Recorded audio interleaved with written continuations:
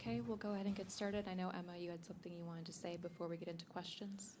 Yeah, I mean, first of all, I would say condolences to Mike. I mean, I heard the news this morning, was pretty taken aback, to be honest, because he was here 2 nights ago and everything was normal. So, yeah, it just shows how precious life is and puts everything into perspective. I know I came off a 3-set loss, but I mean, in comparison to, what just happened, I was taken aback. So, yeah, condolences. I'm sorry, it's a very sad day for everyone and his family. So I really hope, you can stay as strong as you can.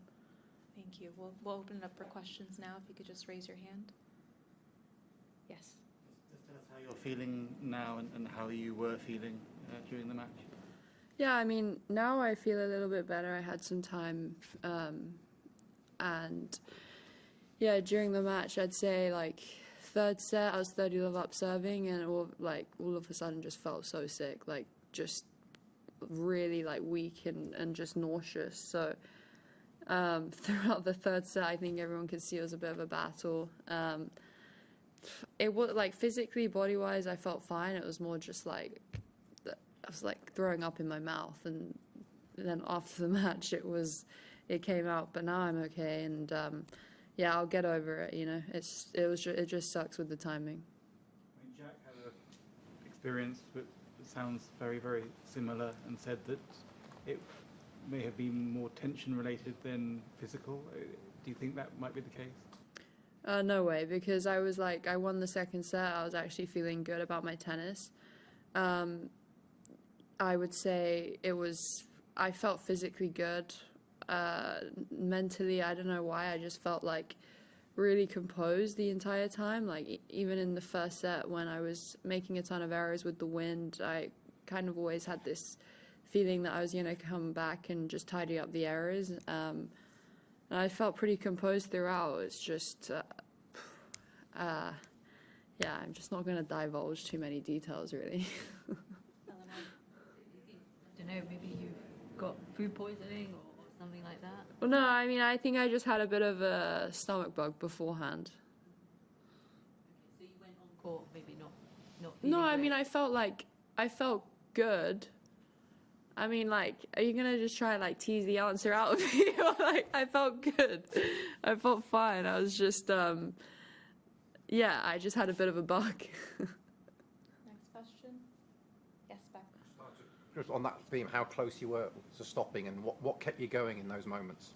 Yeah, I mean, honestly, like, I've been in that situation before in matches, whether it was with illness or injury, and retired a few times. But I think, to be honest, with what I went through last year, I was like, okay, you feel like awful right now. Like, at some points I couldn't really see the ball very well.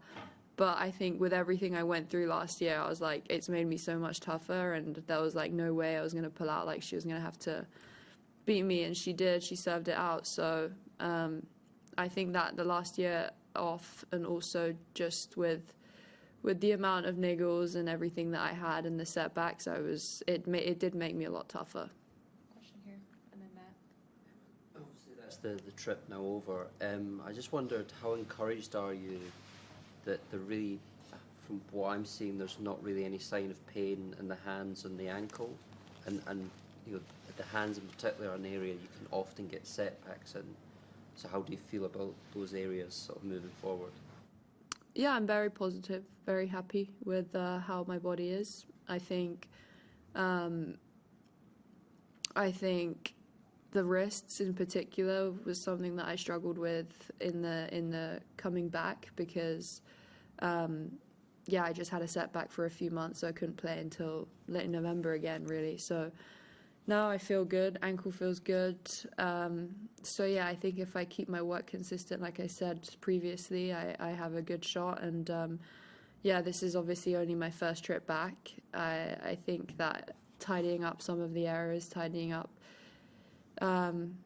a bit of technique and things, and also just getting used to playing matches and outdoors as well, because the conditions today were very windy, and I think that she handled it a lot better the wind, and she junk balled me and she moon balled me, and she gave me a lot of these scrappy little shots, but it worked. And yeah, I just need to spend more time on tour, spend more time training and putting good weeks together.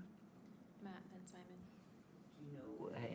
Do you know what your schedule was going to be for the next few months, and are you excited about the next few months, where after these couple weeks, or sort of where's your mind as you confront a 10-month season?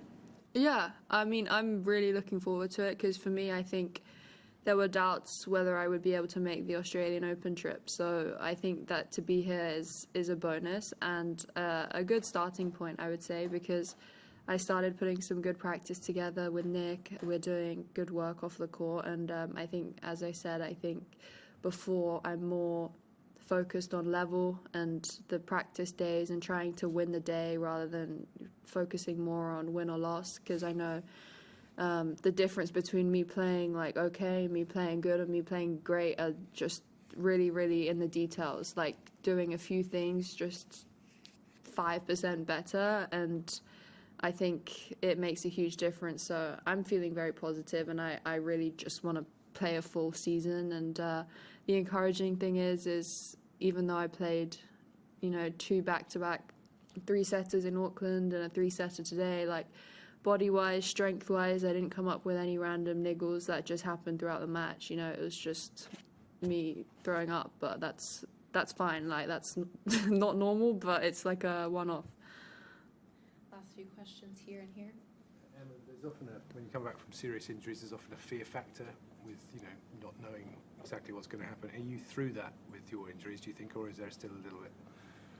No, I think the way that I'm committing to my movement, committing to my training and tennis, I've completely got no fear with it. I feel more confident than ever in them, and just playing with no pain is it's something that for a while I didn't know if I'd ever be able to do. So I think that is a bonus, and that I'm very grateful for that. So I think now we just push on with more training, more gym, more work, and more consistency. Question here, and then final question with Eleanor. During your recovery, you also had a few trips to China. What's the most memorable things you've done, the best food you had? It would be great if you could answer in Chinese. To English if you'd like. Up to you. 我去中国的时候，我玩得很开心，因为我学怎么弹钢琴，然后怎么画画，我就觉得挺有意思。因为如果我没有这个受伤，我就不能学这些东西，因为没时间，所以我就挺高兴我有这个时间，然后我也可以看我姥姥在沈阳，她现在不是特别好，因为她老了，但是我能看见她，我就觉得挺好。 Last question over here. 我心里挺舒服，因为4年我没看。 Go ahead. Just wondering, with Billie Jean King Cup and the Olympics, are they events that you would like to play this season? Are they priorities for you? How do you see those? Don't know. I think I'm GB number 8 or something. So no idea if I'll get the call up for that. So I guess we'll leave it to them to decide. Be available if selected? Well, I mean, of course I would. I always love representing my country. But that being said, I think because of the amount of niggles and, the rehab process, I think whatever suits my schedule and my fitness the best is going to have to take priority, especially this year. Because, for example, if there's a change in surface straight away or, too close in succession, then I think that I'd have to evaluate what I do, because the most sensible thing for me is staying healthy, and that's the priority for the year. So I can't say either way, but my intention is good. I want to play. Okay, we'll leave it there. Thank you, everyone.